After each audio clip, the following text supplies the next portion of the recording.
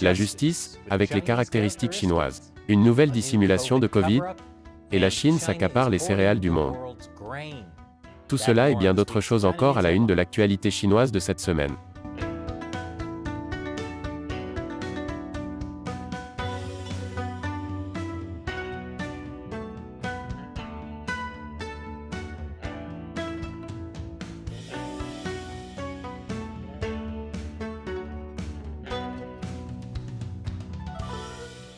Bienvenue sur Chine non censurée, je suis Chris Chappell. Et si vous n'êtes pas au courant, notre boutique de produits dérivés est en ligne.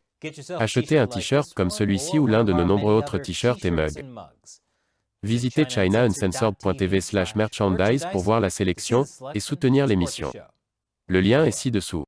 Le système judiciaire chinois est le meilleur du monde. Pourquoi? Ils ont un taux de condamnation de 99,9%.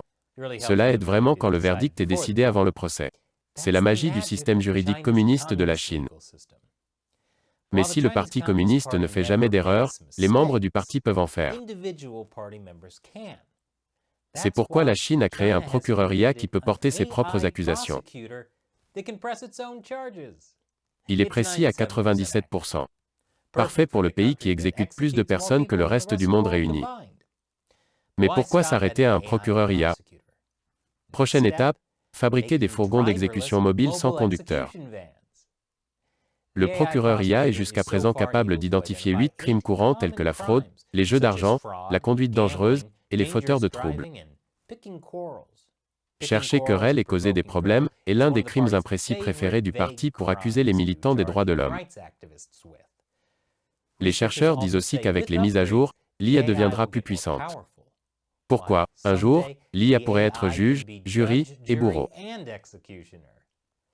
Mais le Parti communiste pourrait réfléchir à 2 fois avant de trop se fier à une IA procureur. Il y a quelques années, ils ont construit un chatbot IA. Il s'est rebellé et a commencé à dire qu'il n'aimait pas le Parti communiste. Et, mon rêve chinois est d'aller en Amérique. Il a été rapidement désactivé.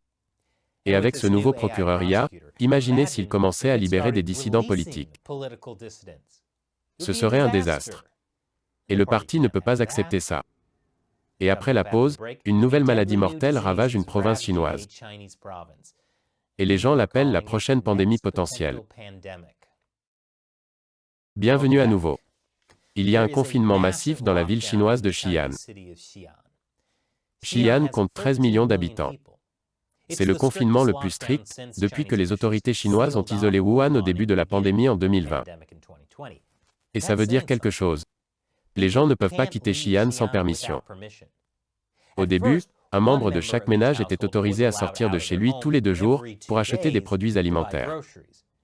Mais ensuite, le gouvernement a cessé de permettre à quiconque de sortir pour faire ses courses. Lorsque les gens ont commencé à s'inquiéter de ne pas pouvoir se procurer de la nourriture, les médias d'État chinois ont commencé à diffuser des articles sur la livraison gratuite de produits alimentaires par la ville. Des choses que d'autres résidents ont dit qu'ils ne recevaient pas. Mais Xi'an ne se contente peut-être pas d'arrêter le Covid. Xi'an est aussi confronté à une épidémie de fièvre hémorragique. Il y aurait une autre épidémie de fièvre hémorragique, une maladie infectieuse qui peut causer des affections graves et mortelles. Les médias d'État ont fait état de plusieurs cas, mais les habitants disent qu'il y a eu beaucoup plus de morts, et que toutes les cliniques désignées pour le traitement de l'épidémie de fièvre hémorragique sont bondées de patients. Est-il possible que le Parti communiste chinois dissimule une épidémie plus grave, en disant qu'il s'agit d'un confinement lié au Covid? Tout d'abord, quand le PCC a-t-il déjà essayé de dissimuler une épidémie? Ne répondez pas à cette question. La bonne nouvelle est que l'épidémie de fièvre hémorragique est causée par un hantavirus. Les gens attrapent l'hantavirus par contact avec des rongeurs infectés. La transmission à l'homme est normalement rare. J'espère juste qu'ils n'ont pas étudié les hantavirus à l'Institut de virologie de Wuhan. Mais ne vous inquiétez pas, car mes médias d'État chinois préférés disent qu'il n'y a pas lieu de paniquer. C'est la fin du monde. C'est probablement pour cela que la Chine accapare toutes les céréales du monde. Plus d'informations à ce sujet après la pause. Bienvenue à nouveau.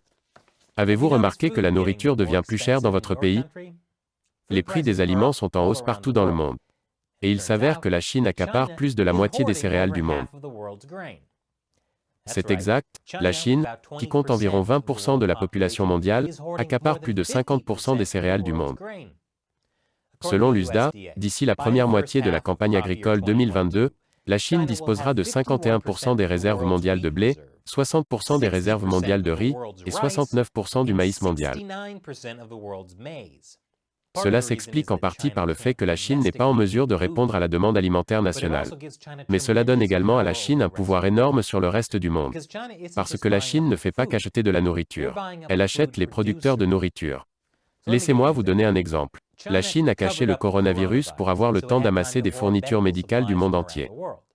La Chine fabrique également une grande partie des fournitures médicales dans le monde, notamment les épis et les masques. Ainsi, lorsque le coronavirus s'est finalement répandu dans le monde entier, tous les pays ont dû compter sur la Chine.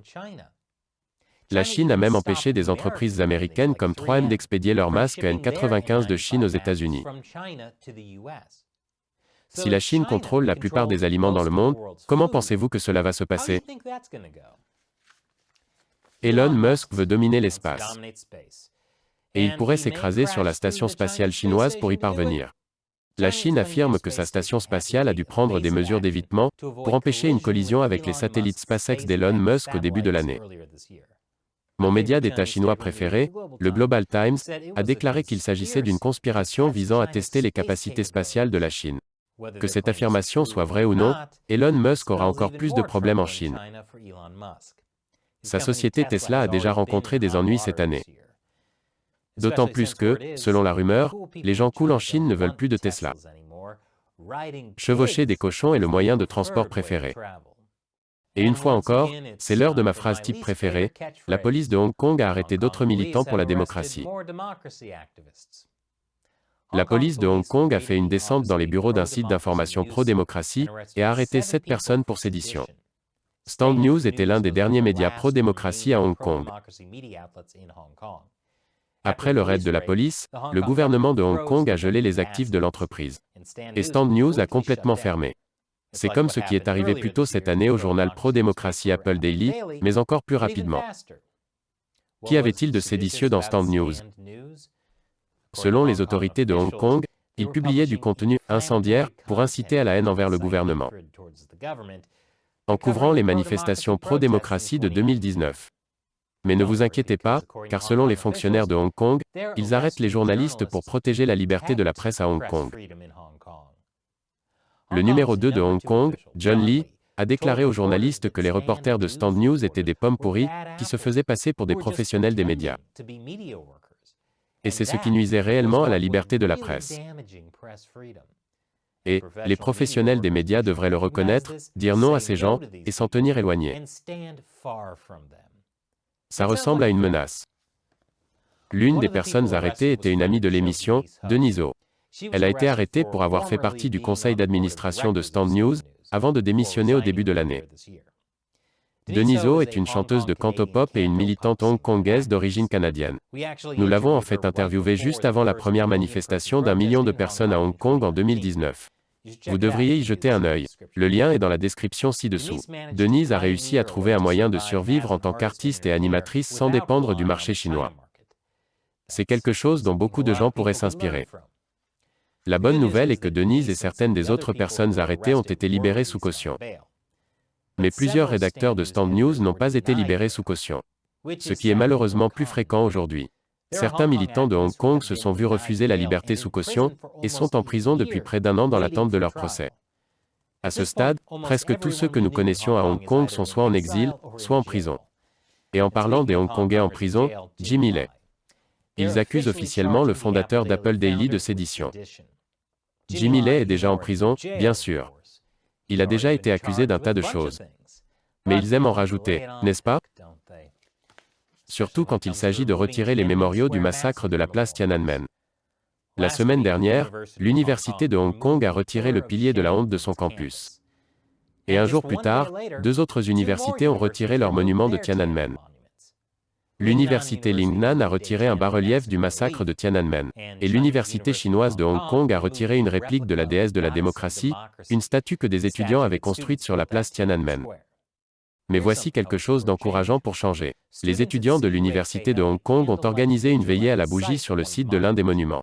Et ils ont recréé la statue de la déesse de la démocratie qui avait été enlevée. Le régime chinois peut enlever les monuments, mais il ne peut pas effacer la mémoire des gens. Je suis sûr qu'ils y travaillent. Mais le régime chinois sait que ces jours sont comptés. Parce que le président Biden fait la loi.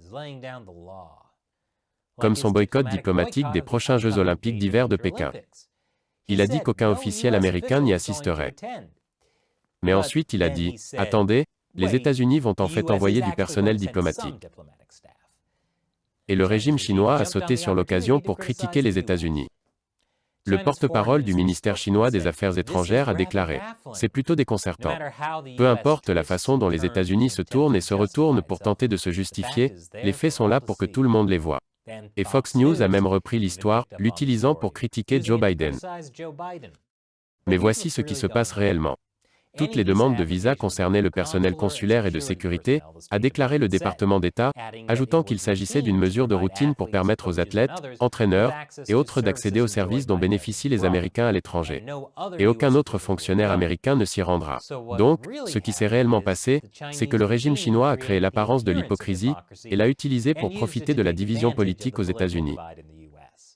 Alors qu'en réalité, les États-Unis boycottent diplomatiquement les Jeux olympiques de Pékin parce que la Chine commet un génocide. Et si les gens ne comprennent pas tout cela, ils sont victimes de la propagande.